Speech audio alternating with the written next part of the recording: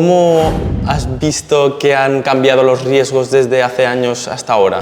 Tarrasa había sido como Sabadell, como Mataró, habían sido ciudades con mucho empuje industrial. Cuando hablamos de ergonomía, hablamos de comodidad, de medidas, alturas que se adaptan al trabajador, formas, iluminación adecuada, que muchas veces esa protección no es suficiente porque esa EPI tiene un rango de protección. Un obrero que se llama Paco está en la obra y no lleva no lleva calzado de seguridad. Sí. Y de repente, por lo que sea, se le cae un trozo de madera en el pie. Sí.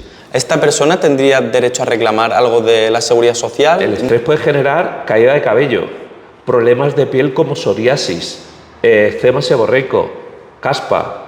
Luego, problemas digestivos, colitis ulcerosa, úlceras de estómago, enfermedad de Crohn, colon irritable, reflujo ácido. ¿Cuál para vosotros creéis que es la empresa ideal que todo el mundo quiere trabajar? Os doy 2 segundos para que penséis.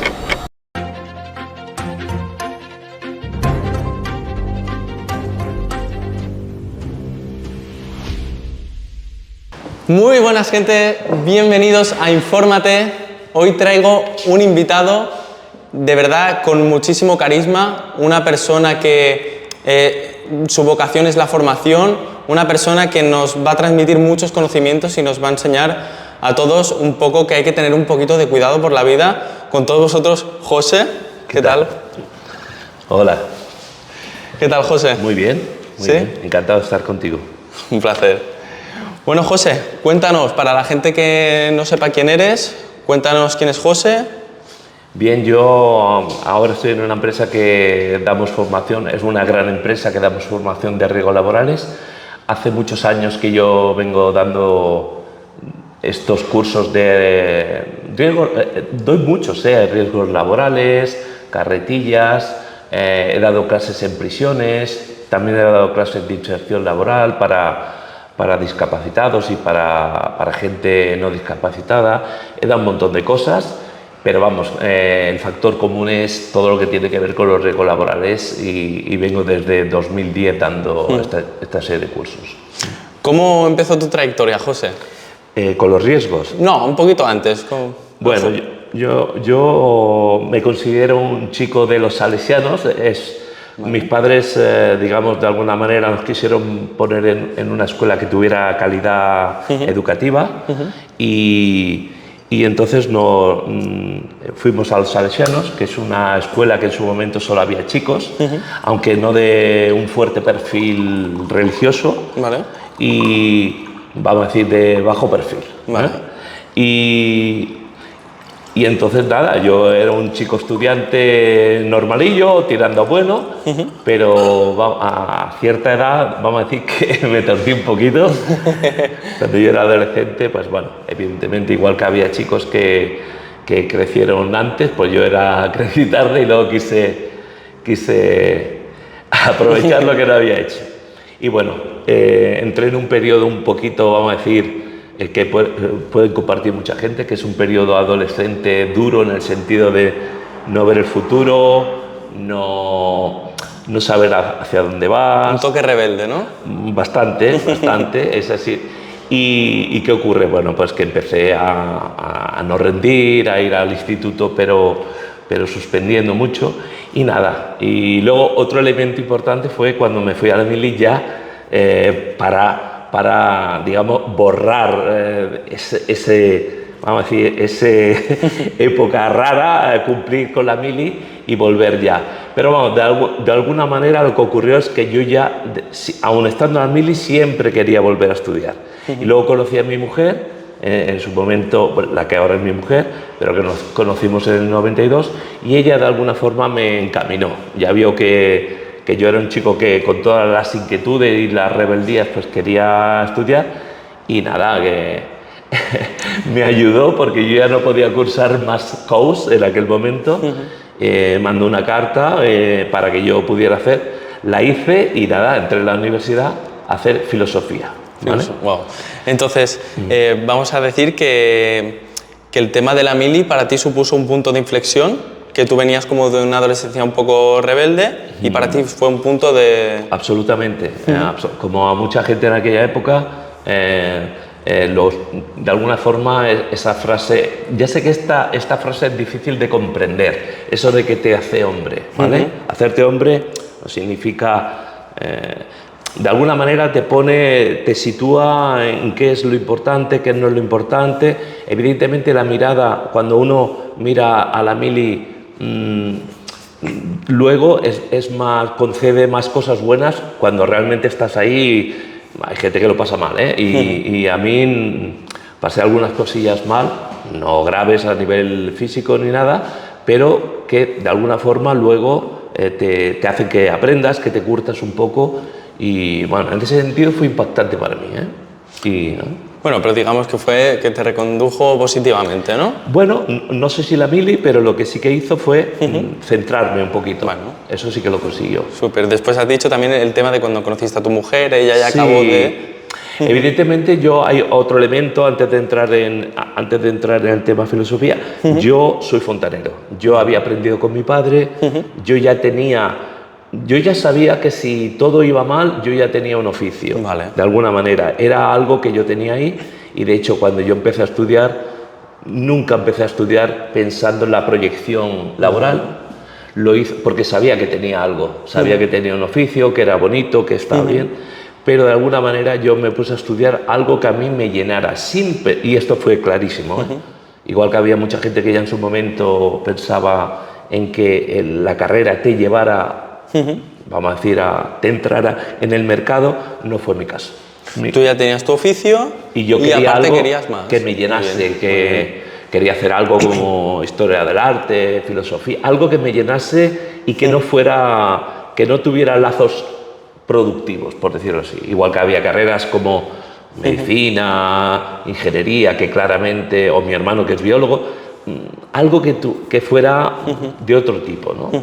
¿Y cómo que decidiste entrar en filosofía? ¿Viste que esto era lo que más te llamaba la atención? Habían 2 o 3 carreras o 4 que a mí me gustaban. Todo tenía que ver con el arte, todo tenía que ver con replantearse cosas de la vida, a nivel de conocimiento, a nivel de arte, a nivel de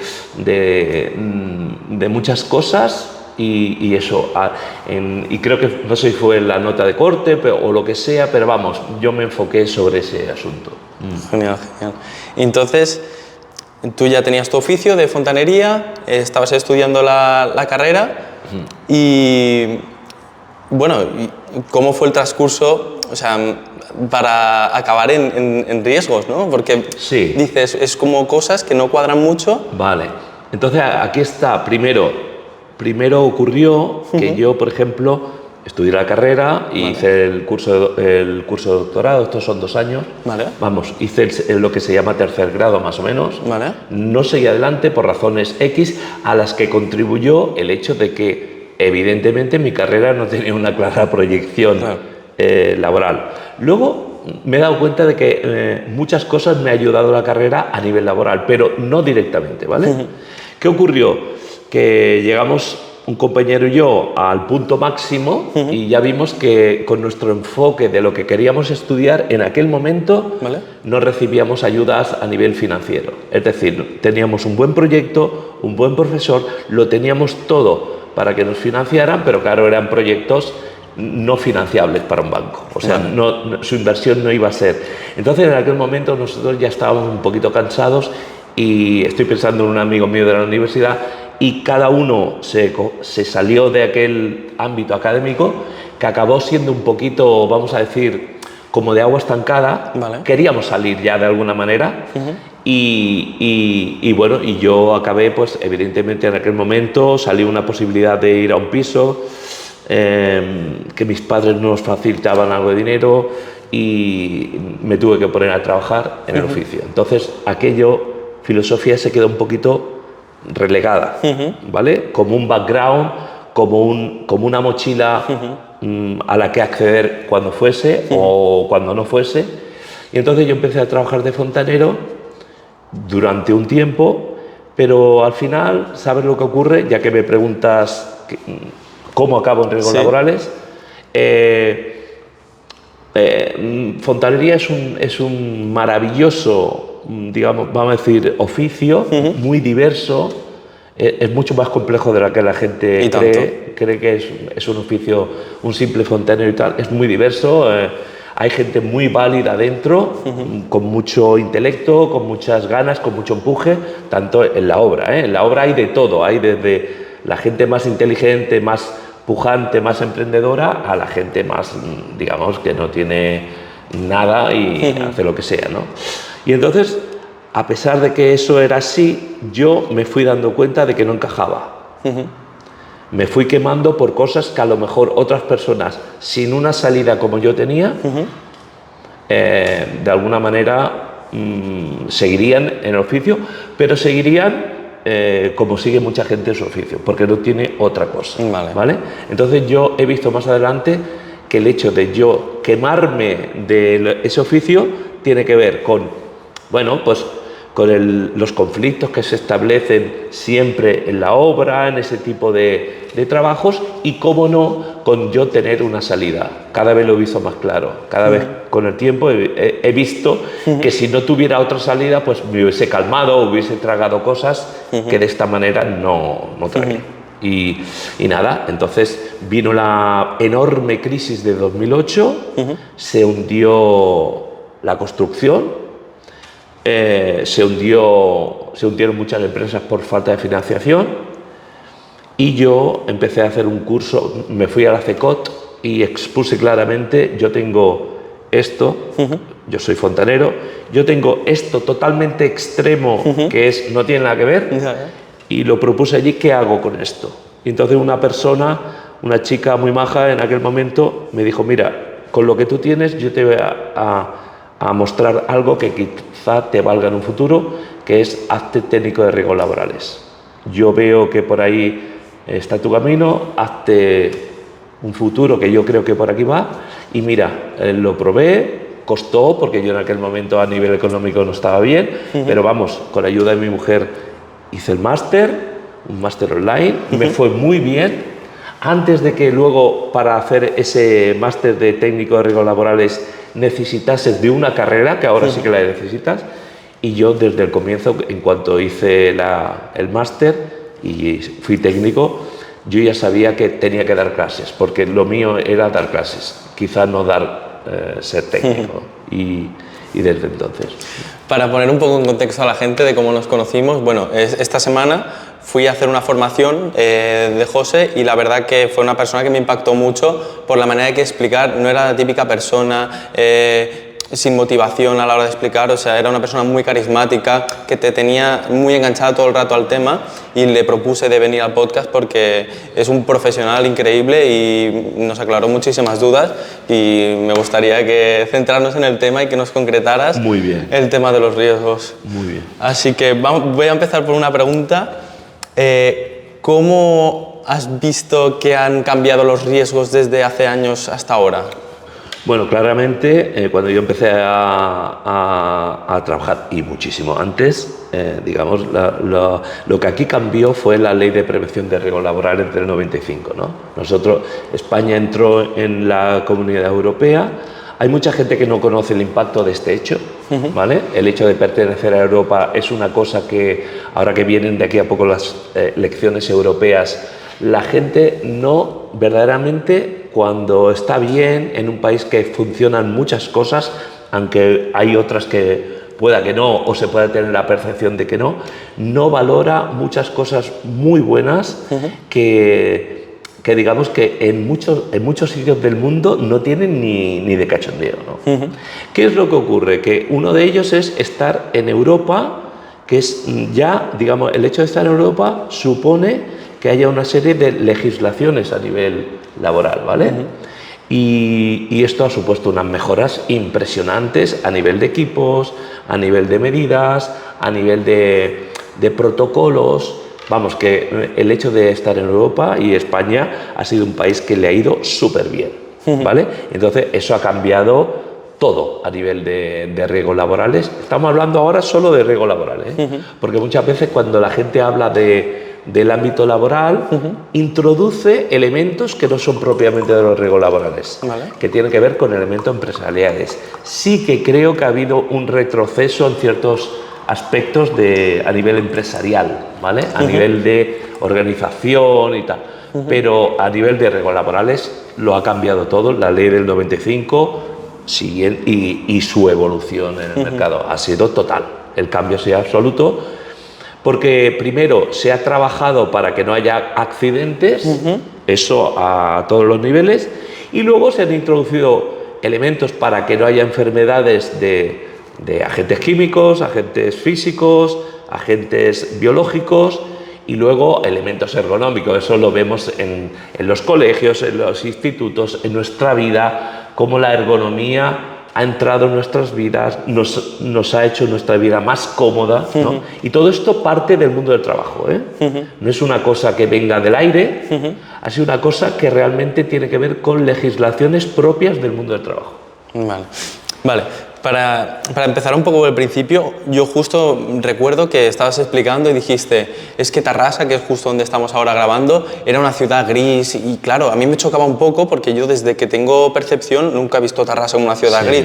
Como estáis viendo aquí hay una chimenea y antes, bueno, había muchas. Sí. Y anécdotas que me contabas tú del tema de las alcantarillas, todo esto, cuéntalo que la gente... Bueno, más que alcantarilla, Tarrasa había sido como Sabadell, como Mataró, eran empresas, habían sido ciudades con mucho empuje industrial. De hecho, Tarrasa sigue teniendo grandes universidades relacionadas con el mundo textil, ¿vale?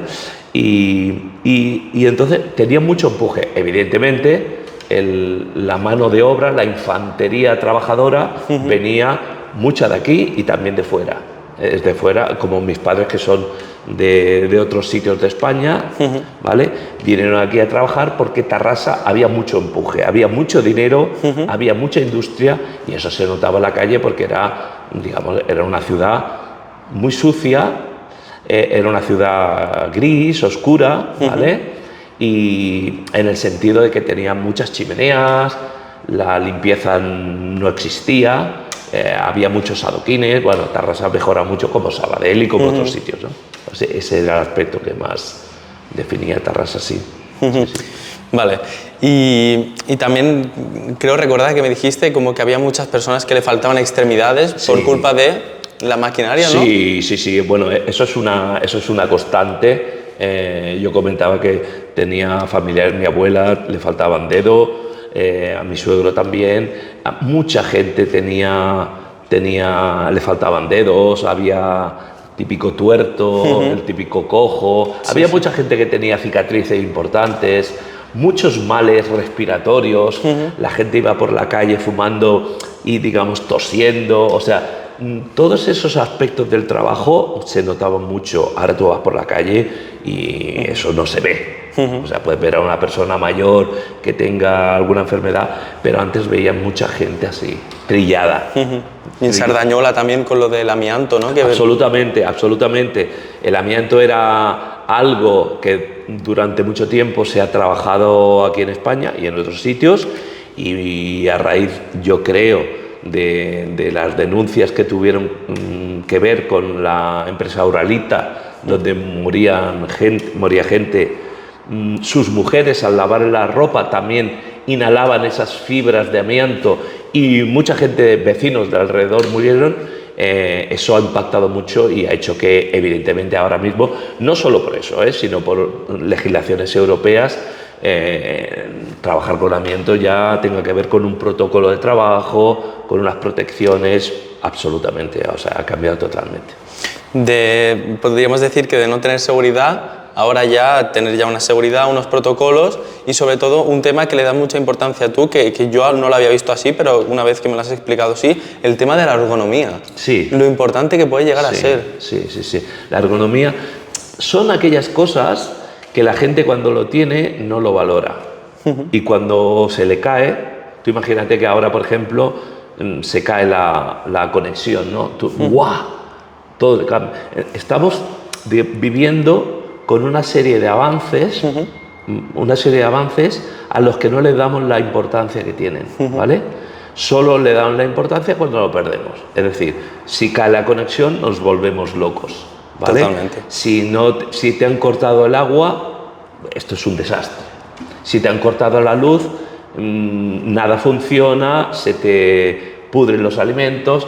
O sea, tenemos una cantidad de cosas que damos por supuestas y que evidentemente, digamos, mejoran nuestra vida. La ergonomía es una de ellas. Cuando hablamos de ergonomía, hablamos de comodidad, de medidas, alturas que se adaptan al trabajador, formas, iluminación adecuada, ¿vale? 12.000 millones de cosas que forman nuestra vida y que se ven en el coche, en el móvil, en la cocina, en donde sea, en todo tipo de trabajos, que en aquellos sitios donde no están implementadas, los trabajadores y trabajadoras sufren una barbaridad. Entonces, sí, la ergonomía yo creo que es la revolución de nuestra época.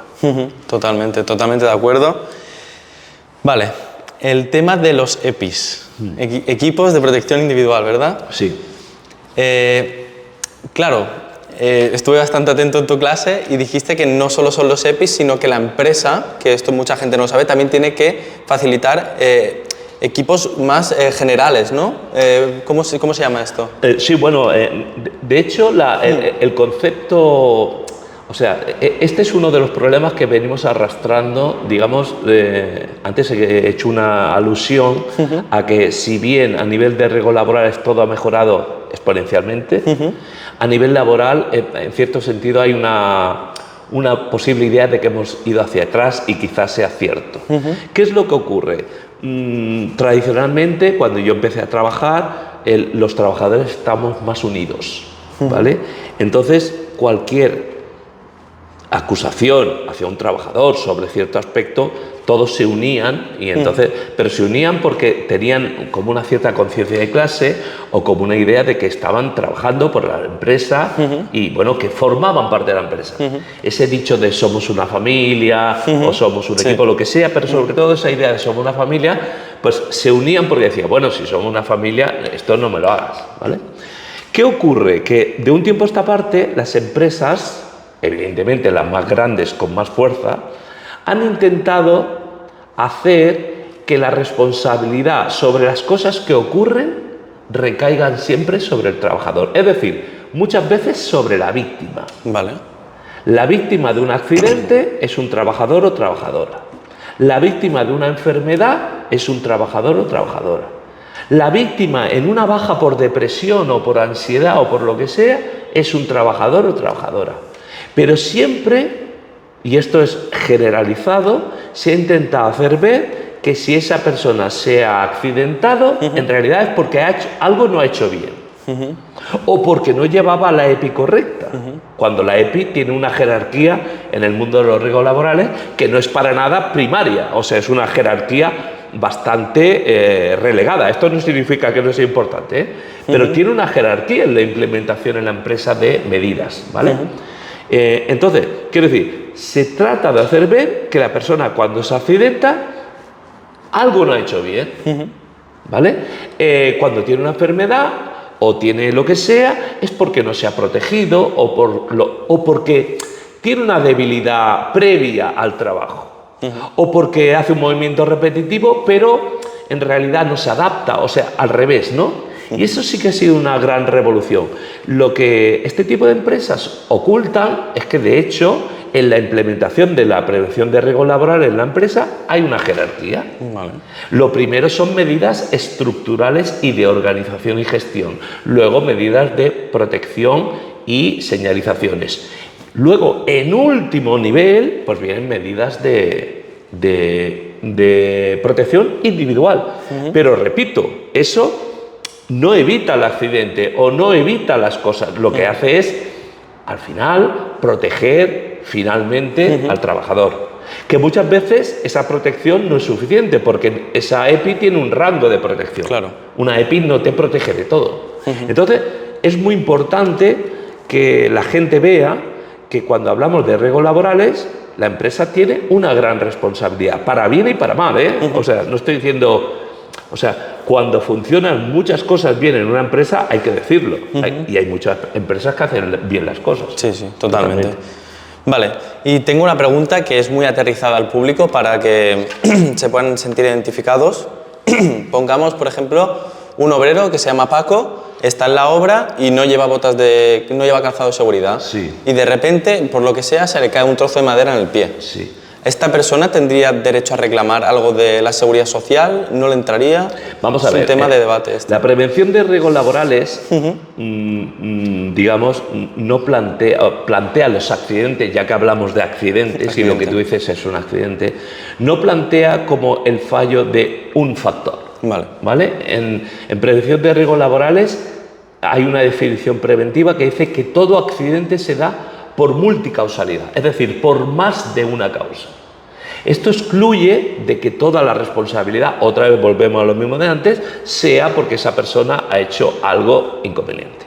Otra cosa es que esa persona haya hecho algo deliberadamente mal. ¿Vale? Entonces ya la cosa cambia, pero no por no llevar una EPI. Repito, y la gente, también digo que la gente lleva las EPIs, en general por donde yo voy. Y otro problema es que en las empresas se quiera que las EPIs se lleven más por postureo que por protección real. Hay sitios donde esa protección no es necesaria y entonces no hay que llevar una EPI, pero hay empresas que quieren dar una imagen y entonces le dicen que lleve una EPI. Esto hace que pierda sentido la EPI. Entonces, por tanto, un trabajador que tenga un accidente va a estar resguardado, seguro. Perfecto, esto era porque seguramente hay gente que le habrá pasado alguna vez, ¿no? Y no sabe si puede reclamar, no puede reclamar. El problema es si no reclama. Quiero decir, siempre van a intentar, repito, hay una idea de que la persona se le haga culpable y considere que es suyo. Si la persona se le hace asumir que es culpable, cosa que no sale en prevención de riesgos laborales, la palabra culpa no aparece en toda la ley de prevención de riesgos laborales, no sale. La culpa no existe. Lo que existe es la responsabilidad. Entonces, ¿qué ocurre? Repito, vamos a ver qué responsabilidad tiene. Pero si ya tú a ese trabajador, en vez de hablamos de responsabilidad, le introduces una idea de culpabilidad, que es otra cosa, ¿vale? Entonces esa persona a lo mejor ni quiere reclamar. ¿Por qué? Porque cree que ha hecho algo mal. Entonces dice, hostia, no voy a reclamar porque esto he sido yo, que soy tonto o que estoy apoyardado o lo que sea. Vale. Es así.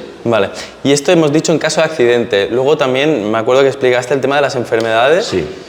Claro, a mí lo primero que se me vino a la cabeza cuando lo explicaste era el típico caso de los mineros que trabajan en las minas de carbón y que tienen los pulmones bastante afectados cuando son ya mayores, ¿no? Bueno, mineros y mucha gente de la industria del metal, o sea, la gente de la industria del metal, o sea, no hay que irse a la idea que tenemos de mina de los siglos XIX. O sea, no, actualmente hay en muchos sitios, muchas empresas que no están, digamos, igual que hay empresas que tienen las medidas bien implementadas, tienen sus filtros, tienen sus extractores, hay empresas donde tú entras y directamente ya notas el impacto de ciertas inhalaciones de cosas. Y eso lo están inhalando cada día y luego eso al final resulta en una enfermedad. O sea, eso es así. Digamos, no hay que irse muy lejos. Hay empresas donde lo que respiran cada día es algo que les va a hacer que tengan una enfermedad de aquí a un tiempo. Es así. Vale, después por otro lado, también un tema que me preocupa bastante, sobre todo a día de hoy, el tema de los riesgos psicosociales. Claro, el tema de ansiedades, depresiones, estrés, hay un poco un limbo. Yo entiendo que la gente sí que muchas personas están afectadas, pero hay gente que a veces intenta jugar un poco con esto y es un terreno un poco complicado.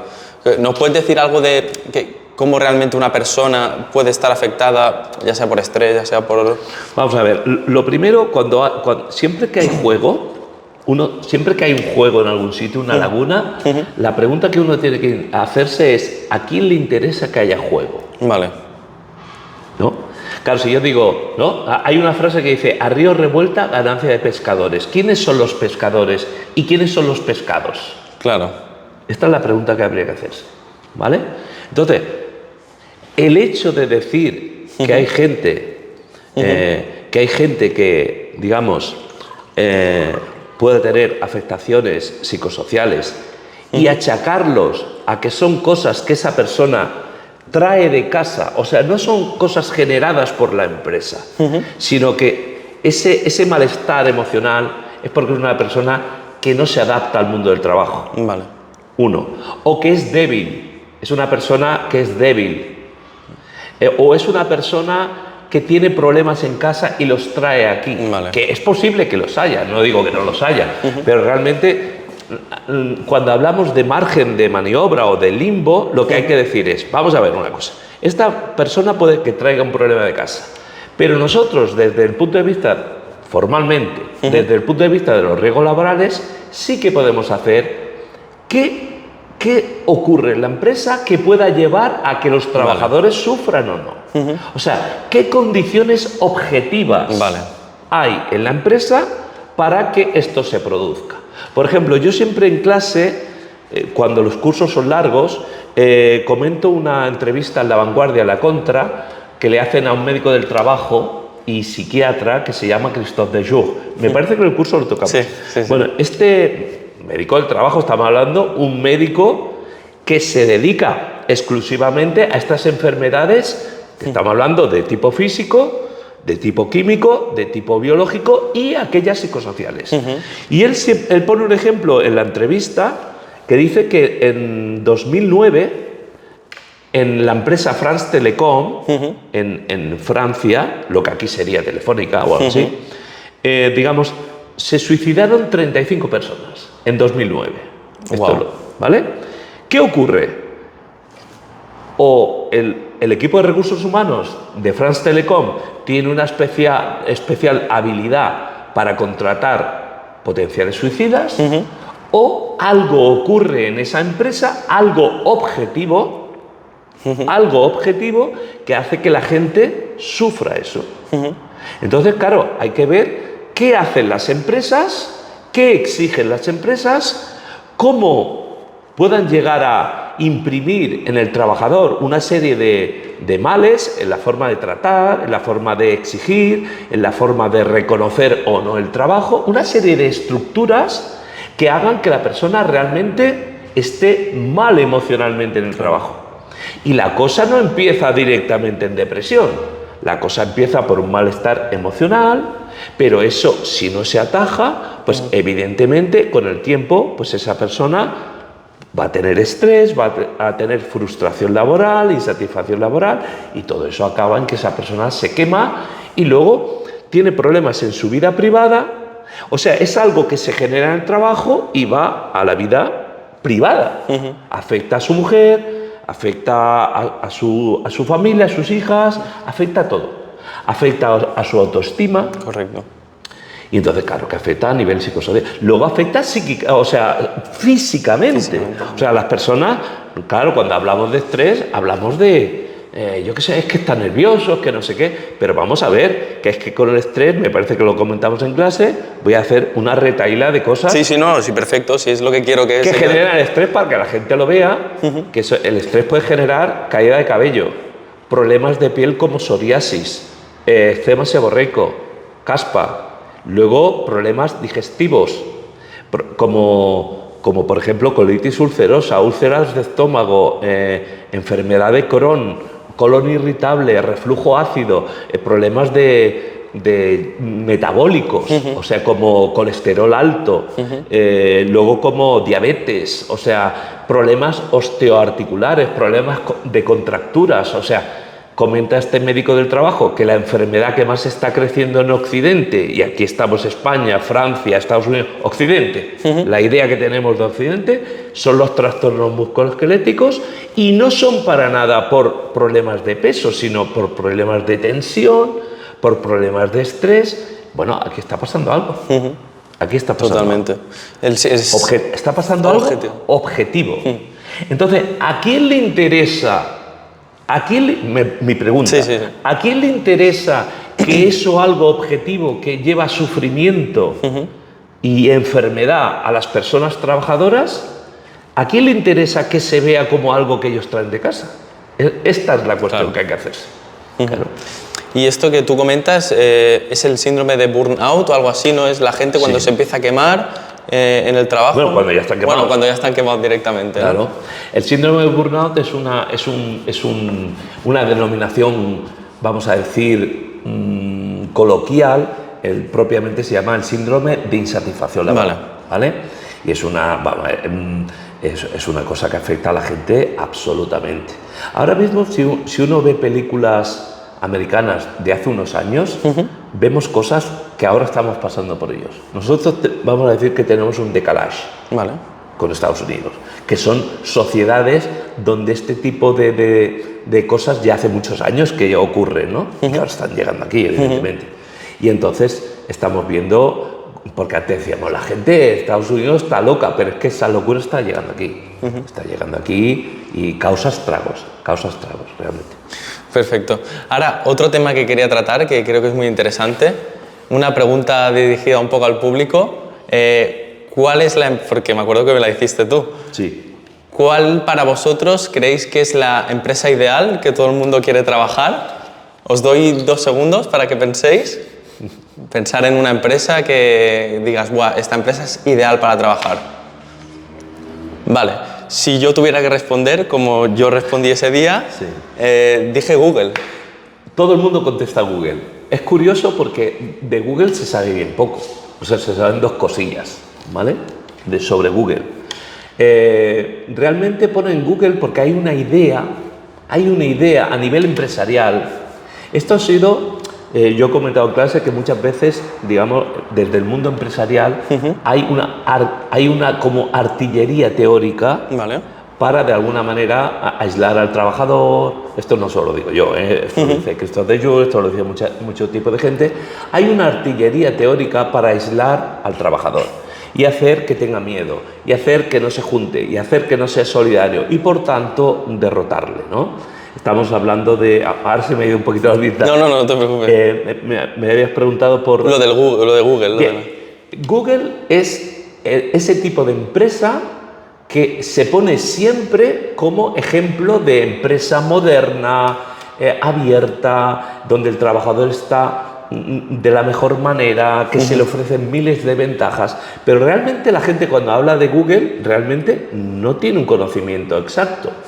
Lo que hace Google básicamente, la idea que tiene la gente de como cosa buena es que hace como una integración del ocio dentro del negocio. Es decir, una persona está trabajando y no tiene esa exigencia de no puedo descansar, no tiene esa exigencia de hostia, tengo un problema de mi hija y no puedo ir con ella. No, o sea, la idea de Google es que te da todas las facilidades para que tú, de alguna manera, si tu mujer, estoy hablando en el caso de un hombre, pero al revés igual, ¿vale?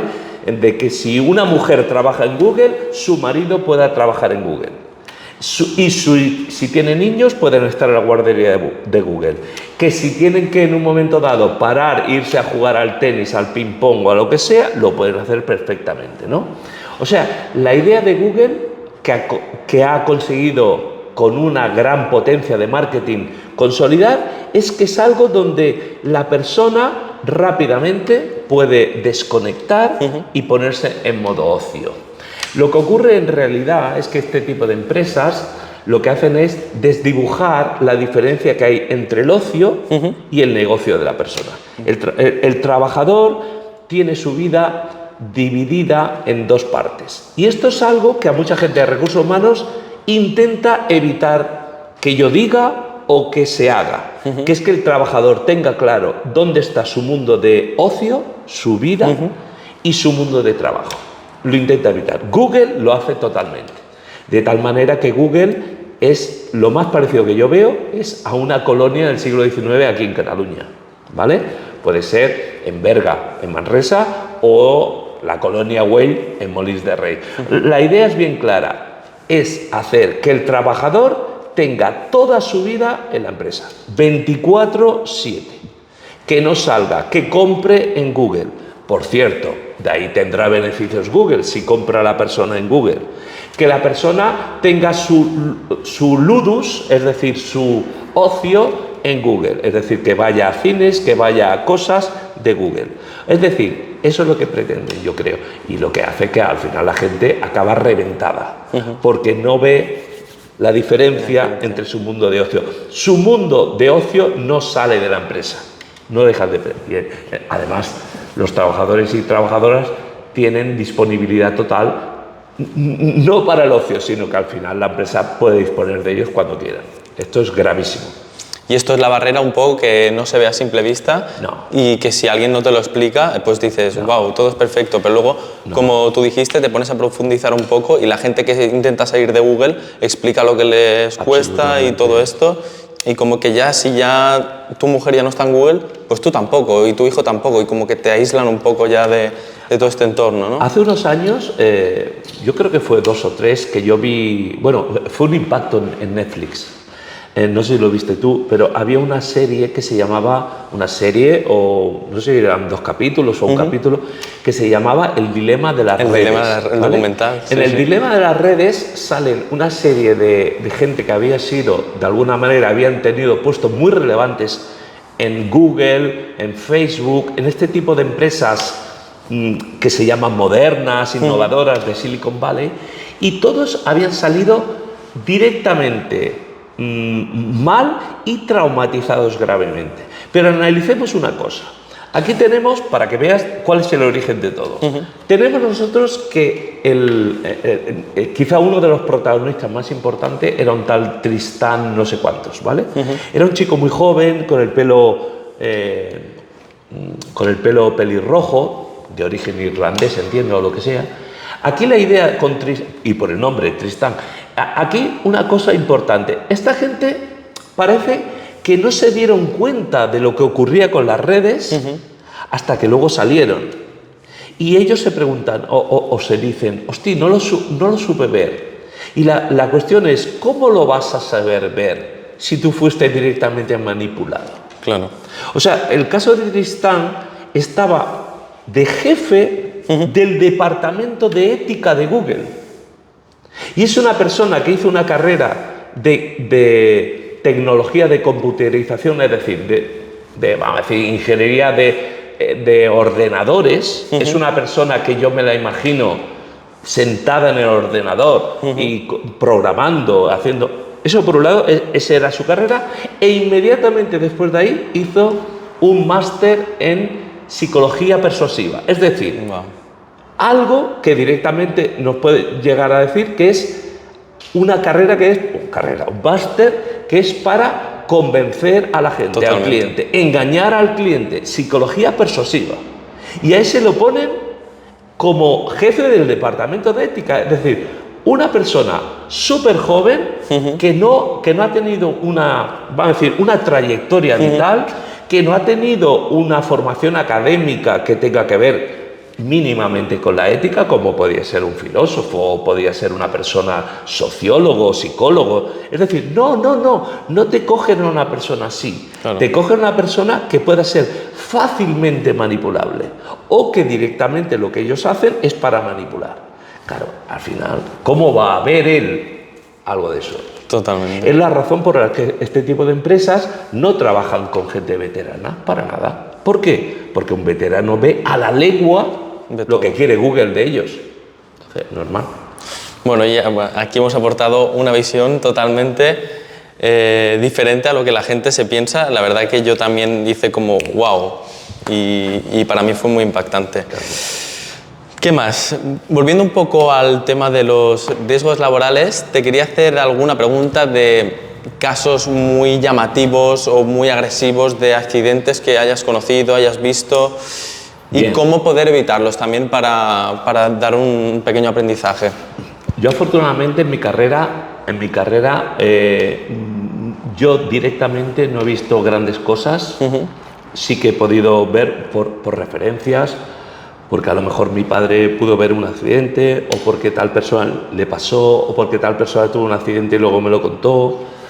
Bueno, vamos a decir, cuando se habla de accidentes, que es una cosa que yo en clase lo pongo como uno de los principales aspectos, pero que hay otras cosas, como hemos dicho, vamos a decir que gran parte de lo que se ha hecho en que no haya accidentes tiene que ver con protocolos de trabajo, tiene que ver con protecciones colectivas y tiene que ver con herramientas adecuadas, ¿vale? Voy a poner un ejemplo de algo que normalmente cuando piensas de accidente no piensas. Cuando piensas en accidente piensas en una persona a la que se le cae una carga elevada de una grúa. Correcto, por ejemplo. O un corte con una cizalla que le secciona la mano o algo así. Pero es algo, o por ejemplo los accidentes de trenes o algo así, ¿vale? ¿Qué ocurre? Tú imagínate un accidente como que a una persona en un hospital, a una enfermera, a un enfermero, se equivoca con la medicación con una persona. Eso es un accidente. Es un accidente. Es un accidente involuntario. Es decir, si esa persona, ese cambio de medicación que provoca en una persona la muerte o lo que sea, ¿vale? Vamos a poner el caso más fuerte, que sea la muerte. Si fuera voluntario, esa persona tendría que estar entre rejas. Es decir, la persona ha hecho algo voluntariamente para matar. No. Estamos hablando de que cuando un trabajador, por una equivocación, por lo que sea, cambia la medicación y hace que a una persona que le están tratando de algo muera. Eso es un accidente laboral. Totalmente. ¿Vale? Es un accidente laboral. Pero ¿qué ha ocurrido en los hospitales para que eso no ocurra tanto o casi no ocurra? O para que de alguna manera no haya cruzamientos cuando a una persona se le saca sangre. Si tú vas a sacarte sangre en el hospital, te vas a dar cuenta de que cada día hay hordas de personas sacándose sangre. ¿Vale? Y esas hordas, dentro de las que me incluyo yo a veces, esas hordas, ¿por qué no hay cruzamientos? Porque hay protocolos de trabajo. Entonces, cuando hablamos de accidentes, no solo hablamos de la EPI, no solo hablamos del trabajador, no, estamos hablando de una estructura empresarial, pública o privada, ¿vale? Que lleva a que cada vez afinar para no dejar espacio al azar, para no dejar espacio al error, para no dejar espacio a la natural condición humana, que es que se despista, que se cansa. Eso es normal de una persona. No se puede decir, es que esta persona ha muerto porque ese se ha despistado o no ha hecho todo lo que tenía que hacer. Claro, y si es tu padre el que ha muerto, pues, o tu madre, pues, evidentemente para ti va a ser la mayor locura. Pero vamos a ver, o sea, que tú no fallas, nadie falla, nadie se cansa, nadie se fatiga y por tanto luego tiene menos alerta para poder reaccionar. Bueno, entonces, evitar accidentes. Lo primero, protocolos, sistemas, procedimientos. Eso es lo que ha cambiado directamente para que haya menos. De vez en cuando fallan. De vez en cuando hay fallos, ¿no? Pero claro, en aquellos sitios donde más procedimientos hay, menos errores hay. Esto hay que verlo claramente. Tú vas a ver muy poquitos accidentes de aviones. Tú vas a ver muy poquitos, afortunadamente, accidentes en centrales nucleares. Los procedimientos para que eso no ocurra son enormes. Entonces, claro, están bastante asegurados. Muy asegurados, tienen muchos protocolos, gastan mucho tiempo en que una persona que entre en una sala, pues a lo mejor se tira 4 horas para entrar a una sala con seguridad y hacer un trabajo de 10 minutos o un cuarto de hora, pam, pam, pam, pam, y para eso ha habido un proceso previo y luego posterior. Claro. Pero claro, ese proceso hay que hacerlo para asegurar que haya unas condiciones que no provoquen un accidente. Vale, ahora me quiero centrar un poco también en los espectadores jóvenes. ¿Qué consejo le darías, independientemente de lo que trabajen, a la gente joven que va a entrar ahora al mercado laboral para que tenga cuidado con las cosas que se encuentren del típico, a lo mejor, encargado que te dice, haz esto, pero hazlo? O sea, un poco para concienciar a la gente joven de que hay que tener cuidado, ¿no? A ver, el primer consejo que yo le doy a los jóvenes, lo primero, va a parecer una cosa un poquito rara, primero es que sepan leer una nómina. Una de las cosas que descubre un trabajador, una persona que accede al mercado laboral, es que se enfrenta con un mundo que no conoce, ¿vale? Ese mundo que no conoce tiene que ver con una serie de dinero que te pagan o no te pagan, ¿vale? Y una persona tiene que empezar a ser profesional. Ser profesional ellos tienen que ver que evidentemente tienen que saber lo que cobran, cuando vayan a un sitio y vean que haya gente que no les dice claramente las condiciones, esa persona tiene que ser bastante suspicaz con eso. ¿Y por qué me centro en el tema del dinero? Porque el tema del dinero es un indicativo muy importante de cuán seria es la empresa. Vale. O sea, y esto es clarísimo. O sea, cuando en una empresa no son claros a la hora de decirte desde inicio cuánto vas a cobrar, cuánto vas a percibir, vale, qué condiciones tiene, esa es un indicativo de que esa empresa no es seria. Vale. Y entonces el trabajador tiene que buscar la seriedad y la profesionalidad. Si entramos en una empresa donde no me tratan de forma seria, yo además voy a aprender a ser un golfo o a hacer trapicheos o hacer cosas. Pero esos trapicheos y esas cosas se dan porque desde la empresa hay algo que facilita esas lagunas. Volvemos a lo de antes. ¿A quién le interesa que haya lagunas? Entonces, número uno, cuando una persona empieza a trabajar, tiene que saber que tiene que tener conocimiento de cosas. Tiene que saber cuál es su horario. Y tiene que saber pedirlo sin miedo. Y tiene que saber que esa persona, cuando entra en un contrato laboral, no le están dando nada, sino que está llegando a un acuerdo con una empresa. Vale. Esa empresa necesita de sus habilidades, sean mayores o menores, pero aunque sean pocas, porque claro, el problema es que llegamos a que la persona va a buscar faena y como no tiene mucha experiencia, entonces ya entra como, ¡ay! Me han aceptado a pesar de no tener experiencia. Ya en ese momento, esa persona considera que le han hecho un favor. Vale. Entonces ya está en desventaja. Y entonces muchas empresas, muchos empresarios golfos, hay muchos empresarios buenos, pero el golfo evidentemente juega con esos 4 o 5 cositas. Tal cual. O sea, juega con el sueldo, con que lo que te pago en negro y lo que te pago en tal, juega con, el horario. Bueno, es que este es un poco así, este sector ya lo conoces, a veces hay que quedarse un poquito más.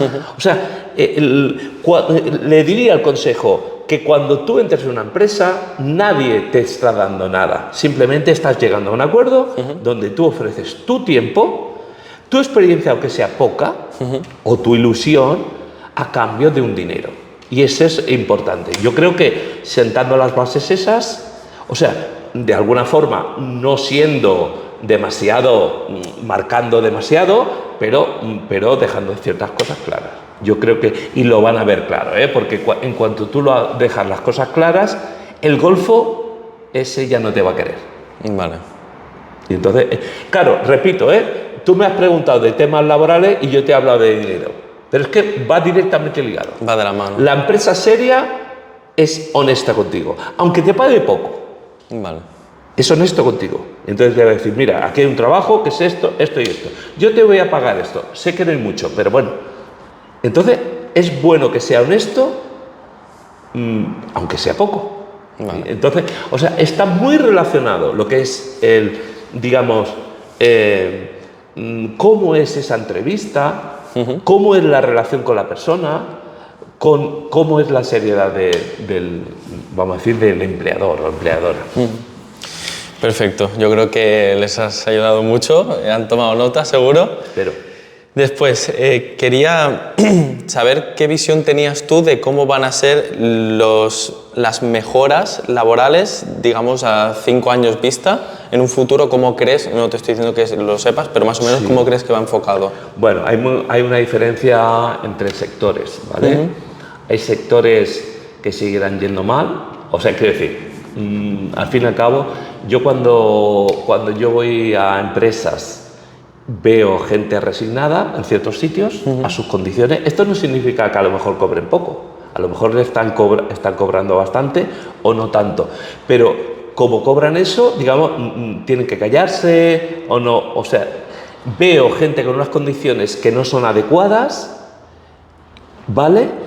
Y esos trabajadores, bueno, es que si yo digo tal me van a echar, o sea, ves una gran resignación en ciertos sectores y luego hay otros sectores que ves, de alguna manera los sectores que veo mejor son sectores que dependen de los clientes. Es decir, hay muchos trabajadores que han hecho cursos de prevención, no porque crean en la prevención directamente, hay algunos que sí, sino porque empresas clientes les ha dicho, si tus trabajadores no tienen este curso, no podéis trabajar con nosotros. Entonces, aunque sea obligado, se crea una estructura de gente profesional, porque los mismos clientes les exigen, quieren gente seria. ¿Vale? Aunque sea para cubrirse las espaldas, ¿eh? Pero repito, entonces, en empresas donde esas estructuras se dan, los trabajos son mejores condiciones. Pero hay otros sectores donde evidentemente hostelería, bueno, ahí lo veo fatal. Lo veo fatal y se ve claramente, ¿no? Porque igual que mis padres venían de fuera y aceptaron a lo mejor ciertos tipos de trabajo, ahora nos damos cuenta que las nuevas jornadas de emigrantes están en ciertos puestos de trabajo. Y entonces lo ves claramente. ¿Y por qué están allí? Porque son los únicos que aceptan ciertas condiciones. Entonces, cuando hablamos de los próximos 5 años, hablamos de sectores y sectores, ¿vale? Ciertos sectores donde los mismos clientes, digamos, piden condiciones y las empresas se están poniendo las pilas, hay muchas, y luego ciertos sectores que van a seguir igual o peor, ¿vale? Donde las condiciones laborales, es decir, donde la rotación es total. Entonces, una empresa, por ejemplo, no tengo ningún problema, luego si quieres lo editas, como por ejemplo, es una empresa donde yo estuve un mes y mi hija creo que estuvo menos de un mes, y toda la gente que yo estoy, salvo algunos entre la mayoría, no dura un mes. Ahí ocurre algo. O sea, hay que preguntarse, ¿qué ocurre en empresas donde la gente no quiere estar más de un mes? Eso es lo que uno tiene que preguntarse. Totalmente. Vale. ¿Hay algún mensaje que quieras enviar del tema de prevención de riesgos laborales antes de que hagamos un cambio de tema? Bueno, no sé qué decir. A ver, este tema que hemos comentado, digamos, hay muchas cosas que funcionan muy bien, esto lo hemos dicho claro. El tema psicosocial es una cosa que se va a desarrollar en estos años, es decir, cada vez va a haber más problemas de tipo psicosocial. ¿Vale? El año pasado en España se suicidaron 1000 algo de mujeres. De hombres, me parece que fueron 4000 hombres. Buah. Se suicidaron en España. No todos creo que tienen que ver con el mundo laboral, pero muchos sí. ¿Vale? El tema psicosocial, el sufrimiento del trabajador por su puesto de trabajo, por el miedo a que lo echen, por el miedo a bajarse de un tren que lo tenga en la cuneta productiva o en la cuneta vital, está produciendo estragos. Lo que sí que tengo, si antes no sé cómo iba a ir en los sectores, lo que sí que tengo claro es que en el mundo que nos llega ahora va a haber mucho sufrimiento psicosocial y nos tenemos que preparar para ello, ¿vale? ¿Quién hace que el sufrimiento psicosocial sea más grande? Es un deber que tengo que decir, que hay mucha artillería teórica que lo que hace es descargar en los individuos el tema psicosocial. Date cuenta de que nunca se había hablado tanto de autoayuda. Nunca.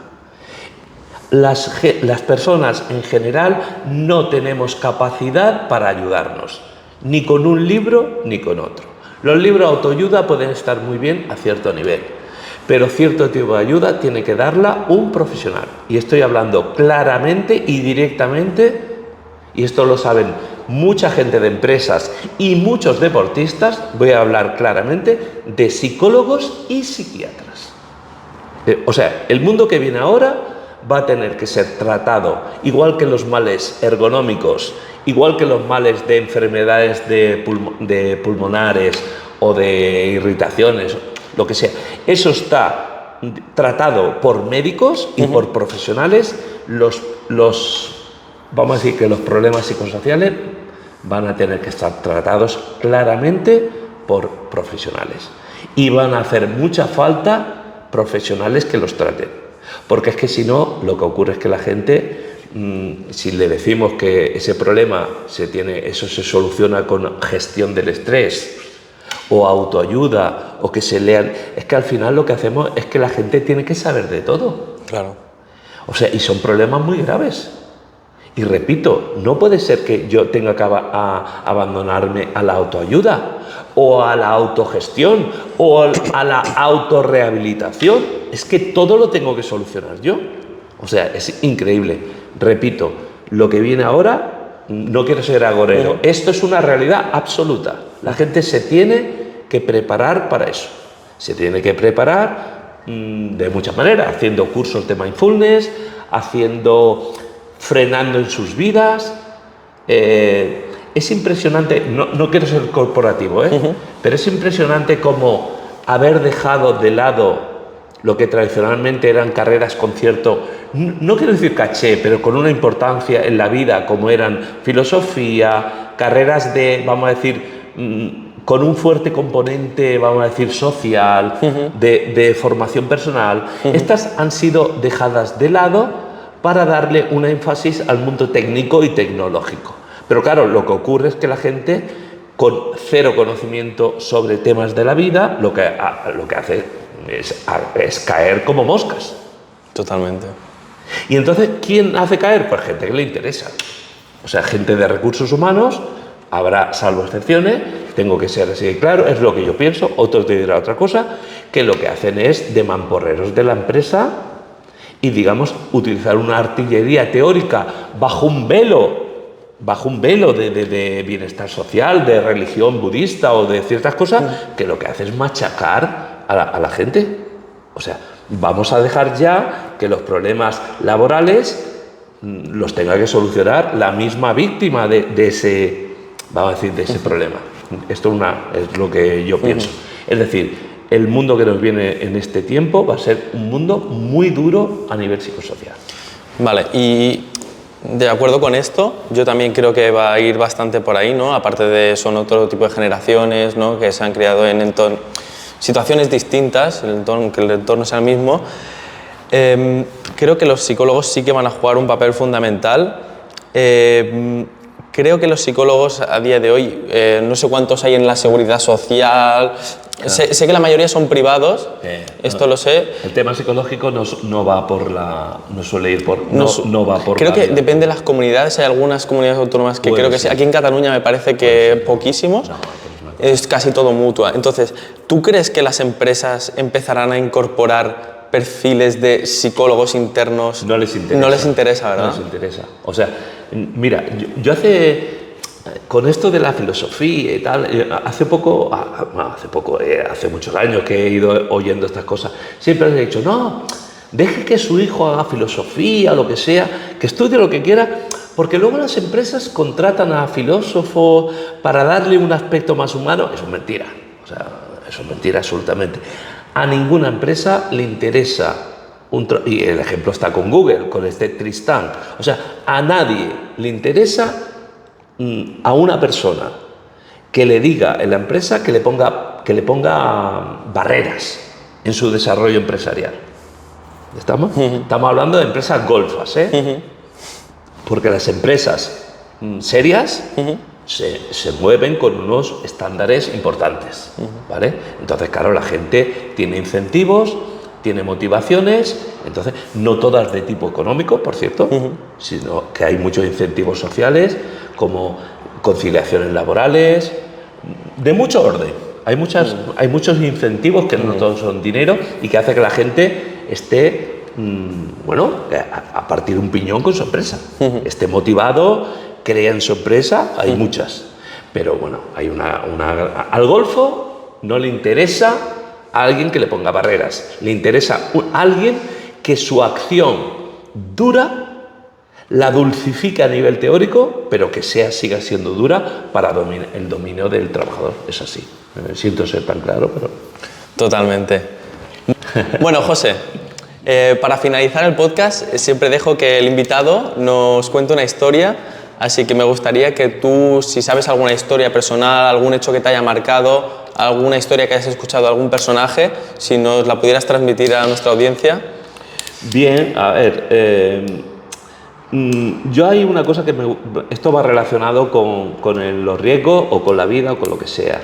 Yo creo que las personas tienen que buscar riqueza en sus vidas, ¿vale? La riqueza en sus vidas la puede buscar. ¿Para qué tiene que buscar riqueza en sus vidas? Estamos en un mundo donde el tema económico es predominante, ¿no? ¿Qué es lo que ocurre? Que si nosotros nos abandonamos a eso, digamos, estamos perdidos. ¿Y qué ocurre? Yo desde que era pequeño, yo era un chico que a lo mejor, creo recordar que yo era, durante un tiempo era bastante enfermizo, ¿vale? Enfermizo, pero luego le pregunté a mi hermano, con el tiempo, mi hermano es biólogo, le digo, oye Tony, tío, ¿cómo es posible que yo, digamos, cuando era pequeño tenía tanta angina, tanta enfermedad y tal, y tú no tenías nada? Y dice, no te preocupes, yo hacía de portador. O sea que durante mucho tiempo yo había sido enfermo, como le ocurre a mucha gente, pero se le había pasado a su hermano porque hacía de portador. Es una cosa que en pandemia hemos aprendido. Bueno, la cuestión es que ese hecho de que yo fuera enfermizo supuso de que, de alguna manera, en ciertos momentos yo pudiera digamos, faltar a clase mientras estaba enfermo. Esto eran unos días. Mientras yo estaba enfermo, hasta que me recuperaba, cada uno hace lo que sea. A mí me gustaba mucho leer, montarme mis historias, era un chico con mucha fantasía, ¿vale? Pero la idea que yo quiero comentar aquí es que si de alguna forma yo a lo largo de mi vida y hasta cierto punto, y quizás hasta ahora, no he sido una persona que hiciera algo de forma directa, como muchas veces los padres quieren con sus hijos, que quieren que lo hagan bien desde inicio, que sepan idiomas desde inicio totalmente, que hagan esto o que hagan deporte, que sean Messi, que hagan... Es decir, los padres con sus hijos quieren darle oportunidades para que brillen absolutamente, para que tengan éxito. Muchas veces creen que lo hacen por los hijos. Yo creo que también lo hacen para cumplir cosas que ellos no han querido, no han podido hacer, ¿vale? Pero entonces, ¿qué es lo que ocurre? Cuando a la gente se le pide demasiado o se le quiere meter por un camino, lo que se hace es dejar que esa persona no se llene de riqueza.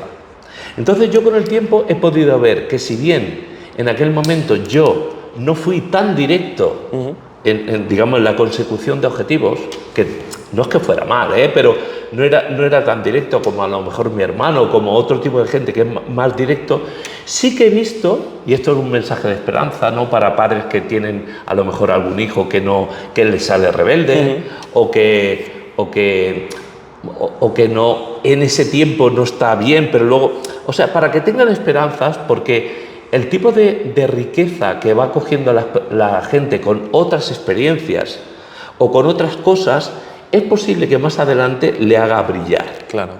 Pero a lo mejor no brillar en la idea que tenía ese padre o esa madre de esa cosa, sino que le haya brillar en otras cosas y que les haga de inspirador para otras personas. Es decir, vamos a ver que la vida, desde mi punto de vista, no es una carrera de 100 metros, sino que es una maratón y que tiene obstáculos y que tiene historias, pero todo es enriquecedor. Entonces, decir a los padres que motiven a los chicos, que no todo es consecución de objetivos a nivel productivo o notas brutales, porque hay una experiencia que tengo bien clara.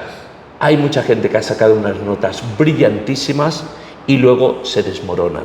Estamos en un mundo donde la exigencia es atroz. Repito, la exigencia, estoy hablando de las personas.